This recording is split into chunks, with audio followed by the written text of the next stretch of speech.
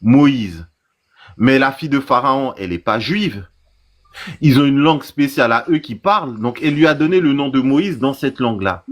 Mais les Juifs eux-mêmes, ils ont repris ce nom Moïse plus tard. Donc en fait, c'est le fait que le nom se traduit, les noms se traduisent, même dans le judaïsme, c'est quelque chose qui est déjà fait. Parce que un Juif ne dira jamais que Moïse de base, son nom c'était Moïse, c'est pas possible. Non, mais là, il y a un problème.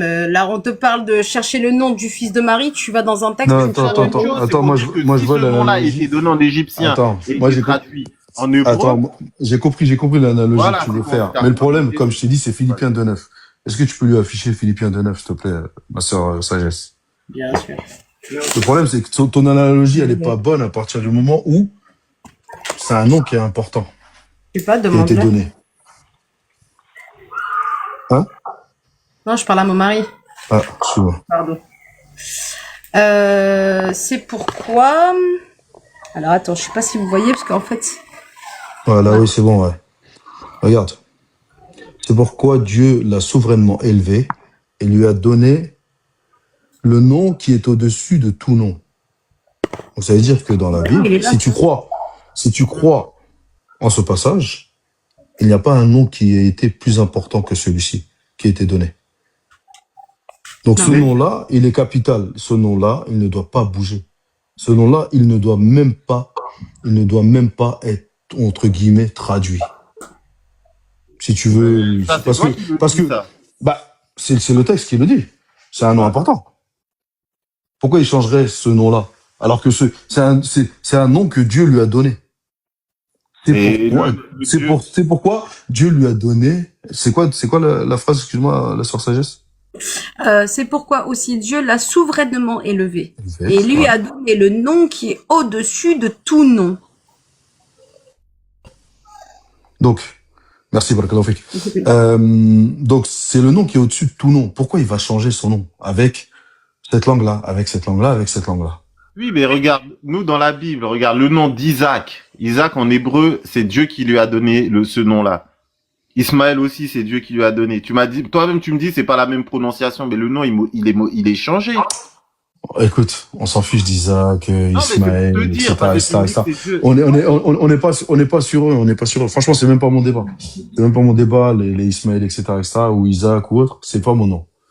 Tu vois ce que je veux dire? Parce que si on va dans ce sens-là, je sais pas si tu connais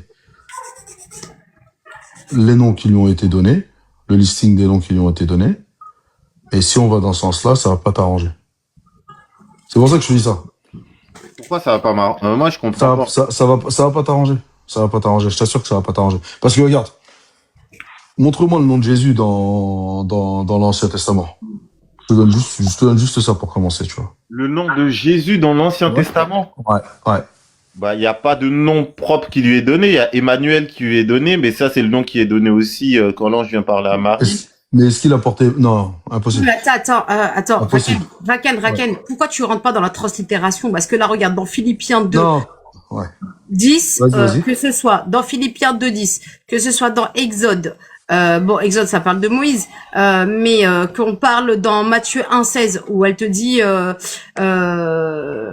où ça dit, Jacob engendra Joseph, c'est lui qui m'avait donné Matthieu 1, 16. Jacob engendra Joseph, l'époux de Marie, à laquelle est né Jésus. Qui est appelé Christ. Très bien. Alors maintenant, regarde, je vais afficher.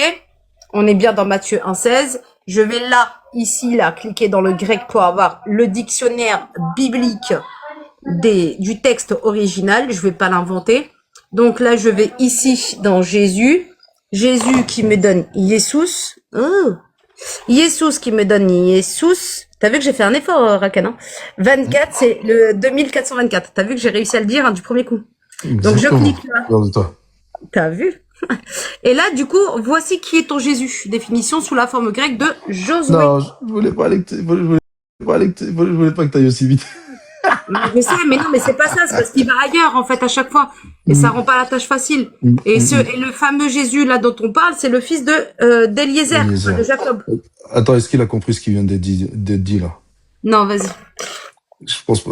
Ange, tu as compris ce qui vient d'être dit ou pas?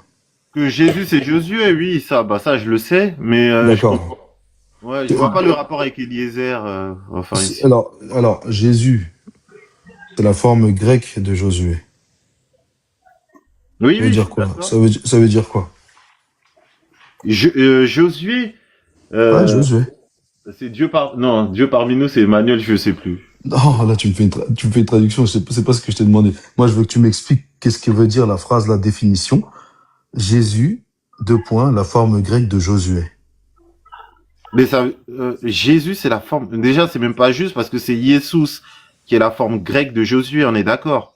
Ouais, mais Ouais, vas-y. ouais, bah, ça Jésus, veut c'est dire la forme grecque. Ouais, vas-y. ils ont, Jésus, c'est la forme grecque de Josué, vas-y.